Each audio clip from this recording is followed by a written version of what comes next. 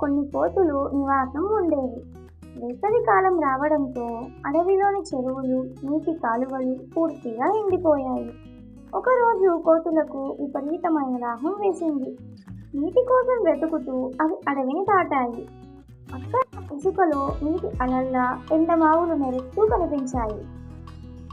వాటిని నీటిగా భావించిన కోతులు మూకుముడిగా అటువైపు పరిగెత్తాయి. తీరా అక్కడికి వెళ్ళి చూస్తే అక్కడ నీళ్లు లేవు సరికదా, మరికొంత దూరంలో నీటి అలలు మెరుస్తూ కనిపించాయి. దానితో కోతులు తిరిగి ముందుకు పరిగెత్తాయి.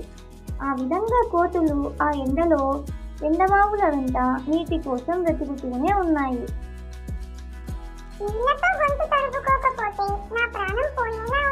దీనంగా అంది ఒక కోతి.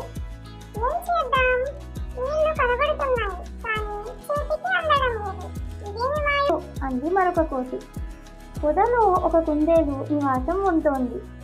ఆ కుందేలు జరిగినదంతా చూసింది. కోతులకు సహాయం చేయాలని వచ్చి వాటి ముందు నిలబడింది. ఎండమావుల్లో ఎక్కడైనా నీరు ఉంటుందా?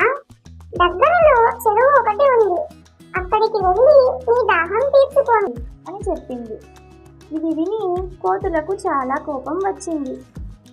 మేం తెలివి తక్కువ వాళ్ళమా అంటూ ఒక కోతి కుందేలు పైకి దూకి దాని మెడ కొట్టుకుంది.